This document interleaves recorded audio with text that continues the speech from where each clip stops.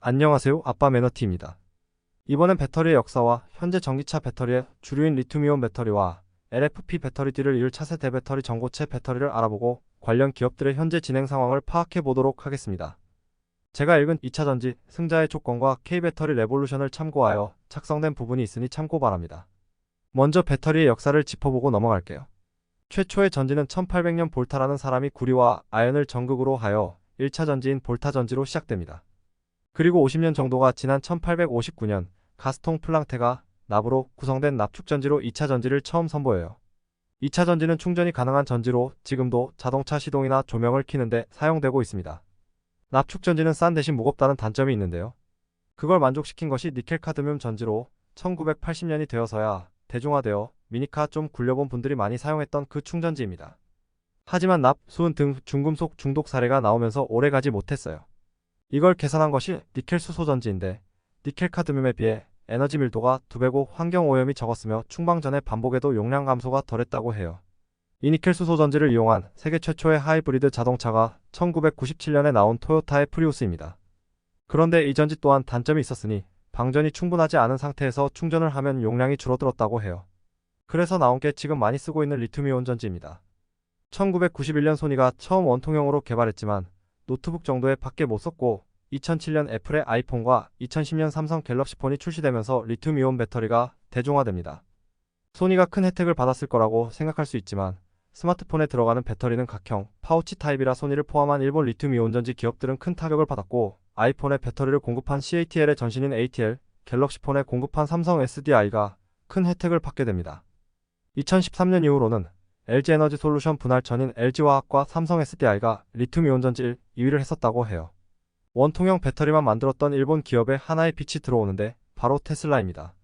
테슬라가 2012년 모델 S에 파나소닉 원통형 배터리를 공급받게 되는데요. 그때 당시 원통형 배터리가 한 개에 10,000원 정도였는데 2014년 테슬라와 파나소닉이 합작해서 기가팩토리를 통해 대량 생산하며 현재는 한 개에 1,000원 수준으로 엄청난 원가 절감을 하게 됩니다. 테슬라를 통해 전기차의 서막이 올랐고 많은 기업들이 전기차에 뛰어들며 전기차와 전기차 배터리의 전성시대를 엽니다. 전기차에서 중요한 것은 가격과 주행거리인데 이것을 결정하는 것이 배터리입니다. 배터리에 많은 에너지가 저장되어야 되는데 양극재가 핵심 소재로 떠오릅니다. 양극재는 양극에서의 반응을 관여하는 물질로 니켈 함량이 늘어날수록 주행거리가 늘어나는데 니켈이 불안정한 소재라 여러가지 원료를 섞게 됩니다. 그래서 니켈, 코발트, 망간, 리튬의 사용량이 늘게 되고 가격이 폭발적으로 늘게 됩니다. 전기차 원가의 40%가 배터리 비용이고 배터리 비용의 50% 정도가 양극재입니다. 에너지 밀도가 엄청 높은 하이니켈 배터리의 양극재는 진입장벽이 높고 이 양극재를 공급하는 기업이 에코프로비엠, LNF, 포스코퓨처엠, LG화학입니다. 다 한국 기업이고 진입장벽이 높은 이유는 K배터리 레볼루션 책에 의하면 양극재를 만드는 과정이 도자기를 굽는 원리와 비슷한데 배터리에 필요한 전기적, 화학적 특성을 갖게 하기 위해 소성하는 과정이 엄청 어렵다고 하네요. 당분간 이 정도 능력의 배터리를 대체할 수단이 없지만 원재료 가격이 너무 뛰다 보니 성능보단 가격으로 대체할 수단이 LFP 배터리입니다. LFP 배터리는 리튬, 인산, 철로 구성되어 있고 가격이 쌉니다. 그리고 리튬이온 전지의 단점이 전해액이 가연성 유기용매라 외부 충격이나 높은 온도의 폭발, 화재 위험이 있다는 것인데 LFP 배터리는 안전성에서 장점이 있습니다. 대신 저장되는 에너지 밀도가 낮아서 주행거리는 짧아져요. 테슬라를 포함한 많은 전기차 업체들이 LFP 배터리를 채택하고 있는 상황입니다. 그러면 성능과 안전성을 모두 갖춘 전지가 있을까요? 그것이 바로 차세대 배터리인 전고체 배터리입니다. 전고체라는 건 고체 전해질을 사용한다는 의미로 액체 전해질보다 폭발 위험성이 적고 리튬이온 전지는 전지 여러 개를 연결해서 사용하다 보니 공간을 많이 차지하는데 전고체 배터리는 부피가 줄어서 에너지 밀도를 높이기 쉽습니다. 사실 전고체의 개념은 1980년대 제시되었고 2010년 토요타에서 황화물 고체 전해질을 이용한 배터리 시제품을 공개했지만 아직까지 상용화에 이르지 못했습니다. 그 이유는 전해질이 고체다 보니 리튬이온이 자유롭게 이동을 못해서 출력이 낮고 제조 공정이 복잡하다고 해요.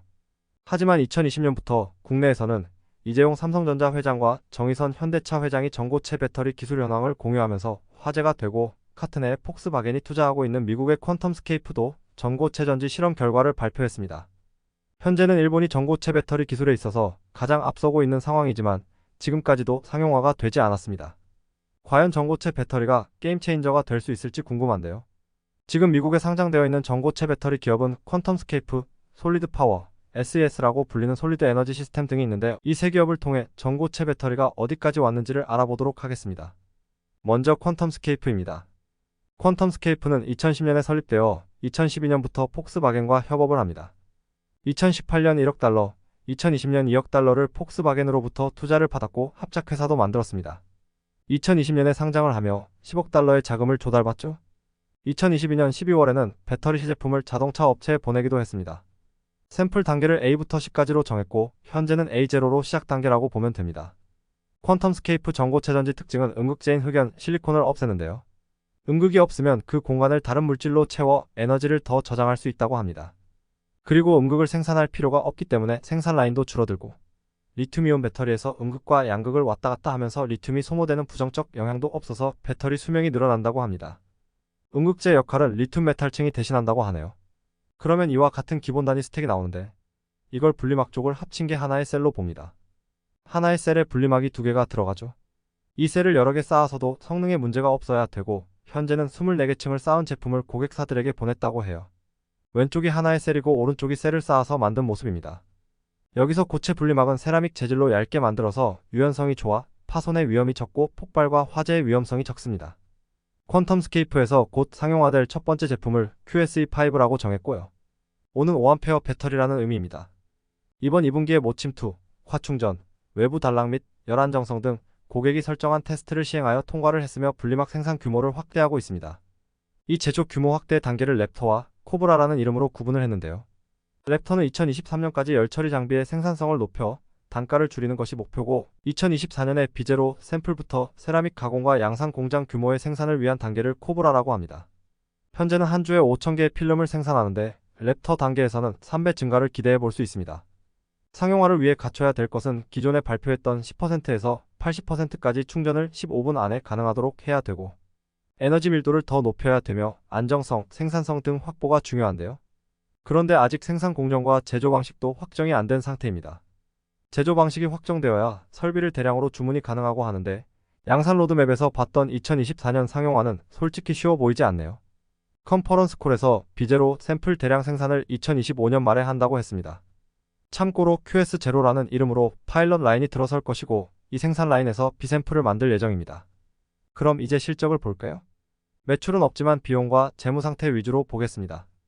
해를 거듭할수록 적자폭은 2배 안되게 증가하고 있습니다. 2022년은 421밀리언 달러 적자가 났고 2021년보다 96% 증가한 수치고요. 분기로 봐도 역시 적자폭은 2023년 2분기에 최대치를 기록했습니다.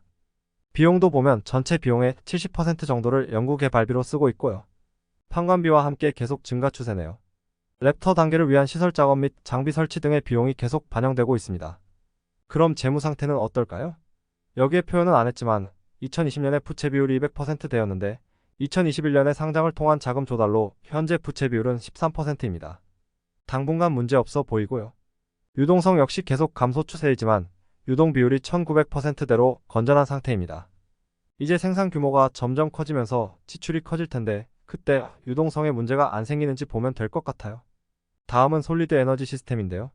줄여서 SES라고 하겠습니다.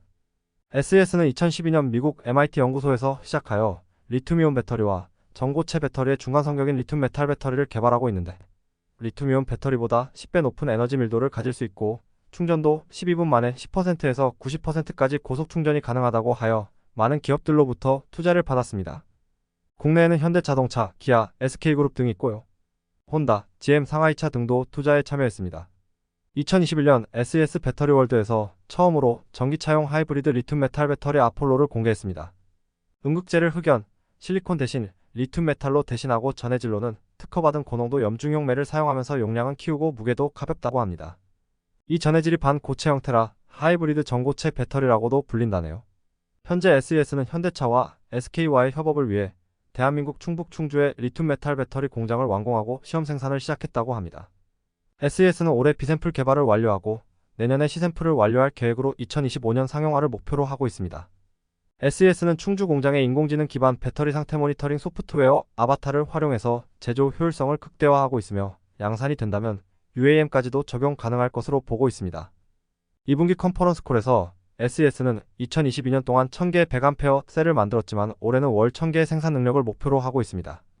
현재는 월 500개 라인을 보유하고 있고 교대조를 추가하면 목표한 바를 달성할 수 있을 거라고 합니다. 현재 3개 라인을 보유 및 가동 중이며 네 번째 라인은 EV용, 다섯 번째 라인은 UAM용 샘품을 준비할 계획이며 핵심 소재인 전해질 생산을 위한 공장을 보스턴 본사 근처에 건설할 계획에 있습니다. 퀀텀스케이프와 비교하면 계획이나 일정이 좀 더 명확한 느낌이 드네요. SES 역시 매출은 없고 적자폭은 점점 커지고 있습니다. 2022년 들어서 적자폭이 2021년보다 2.5배 늘었네요. 아마도 라인을 늘리면서 비용이 증가한 것으로 보이고요. 분기로 보면 2022년, 2023년 비슷한 수준의 적자폭이 유지되고 있어요. 비용을 보시면 연구 개발비도 늘고 있지만 2022년 1분기부터 판관비가 급격히 늘어납니다. 라인이 늘어나면 인력도 늘어나고 그와 관련된 간접 비용도 늘어난다고 보시면 될 것 같습니다. 재무 상태를 보면 2021년 상장을 해서 자금을 조달받아 현재 부채 비율이 12%로 건전한 상태입니다.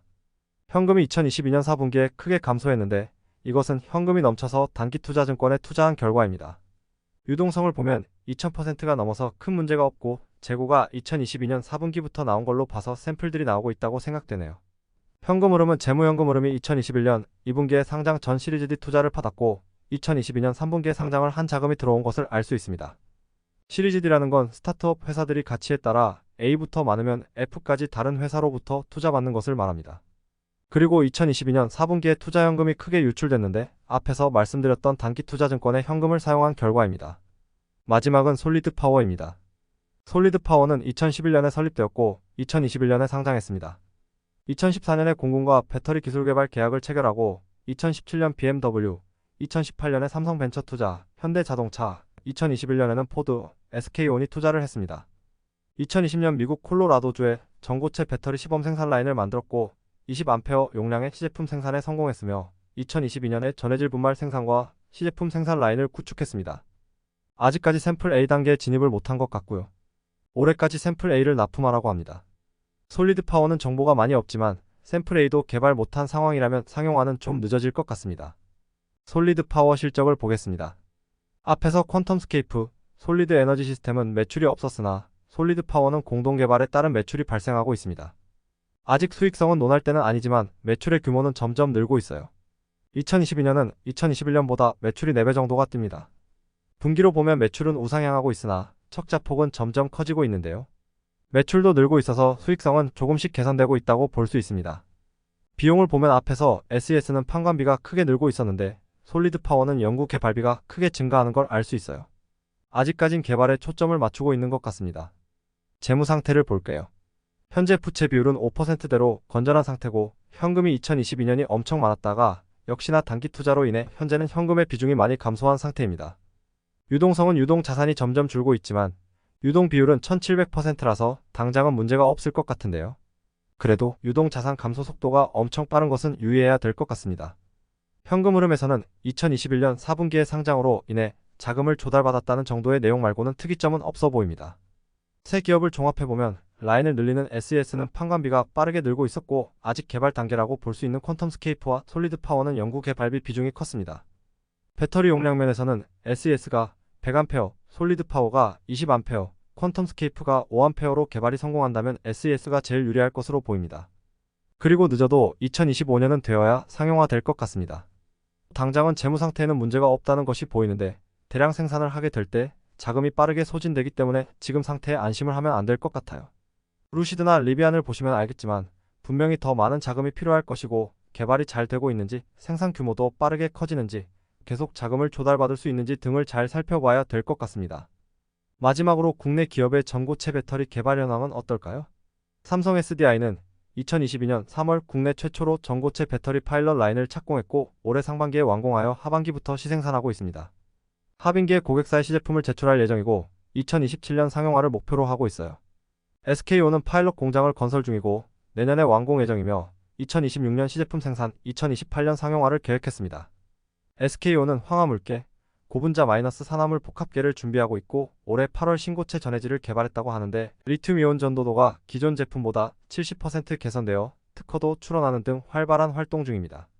LG에너지솔루션은 2026년 고분자계 전고체 배터리, 2030년은 황화물계 전고체 배터리 양산을 목표로 하고 있습니다. 국내 기업은 리튬이온 배터리도 경쟁하고 있어서 전고체 배터리는 상대적으로 미국 기업들보다 계획이 늦는 감은 있습니다. 하지만 국내 배터리 3사는 거대한 자본과 기존의 공급망, 배터리 기술 등이 장점이 될 수 있습니다. 국내, 미국뿐만 아니라 일본, 중국도 전고체 배터리를 개발하고 있어서 상용화가 된다면 전기차뿐만 아니라 UAM까지 확대될 수 있는 기회를 맞이할 수 있을 것으로 기대되네요. 과연 전고체 배터리는 상용화될 수 있는지, 그리고 또 새로운 세상이 열릴지 궁금합니다. 오늘은 여기서 마치고 오늘 정리한 3개의 기업도 처음 정리한 거라 많이 부족한데 계속 보완해 나가겠습니다. 긴 시간 시청해주셔서 감사합니다.